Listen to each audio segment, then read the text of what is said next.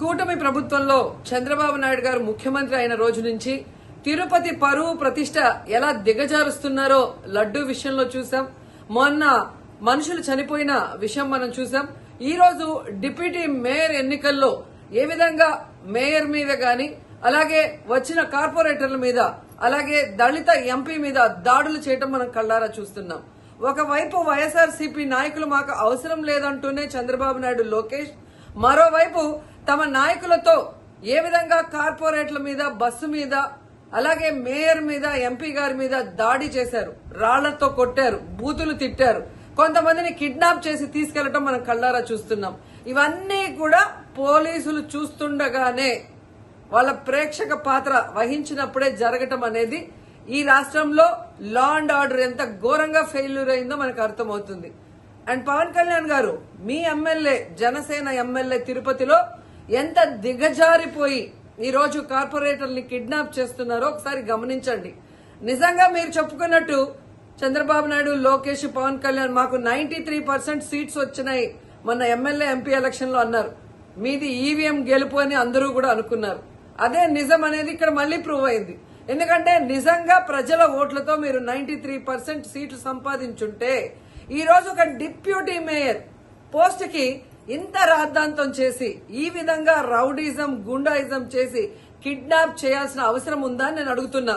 మీకు దమ్ము ధైర్యం ఉంటే, ప్రజలు మీ పక్షాన ఉన్నారు, మీ ప్రభుత్వం సక్రమంగా పనిచేస్తుంది, ఇచ్చిన హామీలు నెరవేరుస్తుంది అని మీరు నమ్ముంటే ఈ కార్పొరేటర్లతో రాజీనామా చేయించి మీ గుర్తు మీద గెలిపించుకొని మీరు ఎన్నికలు జరిపించుంటే ప్రతి ఒక్కరు మిమ్మల్ని శభాష్ ఉంటారు.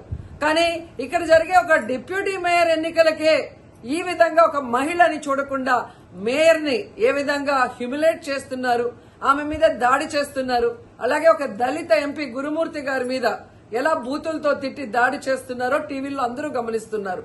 సో మీరు ఫెయిల్యూర్ అయ్యారు. ఈ 7 నెలల కాలంలో ప్రజలు మిమ్మల్ని అసహించుకుంటున్నారన్న విషయం తెలిసి ఇలా దిగజారుడు రాజకీయాలు, రౌడీ రాజకీయాలు చేయాలనుకోవటం నిజం కాదని నేను అడుగుతున్నా. ఒకవైపు ఎలక్షన్ కమిషన్ మేము రిక్వెస్ట్ చేస్తున్నాం, ఇలాంటి కూటమి ప్రభుత్వం చేసే ఈ దారుణాలకి ఫుల్ స్టాప్ పెట్టండి. ఎవరైతే ఈ రోజు దాడి చేశారు, బూతులు తిట్టారు, కిడ్నాప్ చేశారో ఆ తెలుగుదేశం, జనసేన నాయకులందరూ కూడా టీవీల్లో కనిపిస్తున్నారు. వాళ్ళందరినీ కూడా అరెస్ట్ చేసి వాళ్ళకి పనిష్మెంట్ ఇవ్వాలి. అలాగే ఎన్నికలు, డిప్యూటీ మేయర్ ఎన్నికల్ని ప్రజాస్వామ్యబద్దంగా నిర్వహించాలని ఈసీని డిమాండ్ చేస్తున్నాం. అలాగే చంద్రబాబు నాయుడు, లోకేష్, పవన్ కళ్యాణ్ కి తెలియజేసుకుంటున్నాం, మీకు ప్రజల పక్షాన నిలబడి ప్రజలకి మంచి చేశాము అన్న నమ్మకం ఉంటే మీకోసం ఎవరైనా వస్తే వాళ్ళతో రాజీనామా చేయించి మీ పార్టీ గుర్తు మీద మీరు ఎన్నికలకి వెళ్ళండి. 3 పార్టీలు ఉన్నాయిగా, బీజేపీ, తెలుగుదేశం, జనసేన. మరి మీకు ప్రజలు ఓట్లేస్తారన్న నమ్మకం లేదా? లేదా ప్రజాబద్దంగా గెలిచిన కార్పొరేటర్లతో మీరు రిజైన్ చేయిస్తే వాళ్ళు గెలుస్తారన్న నమ్మకం లేదా అని ప్రశ్నిస్తున్నాను.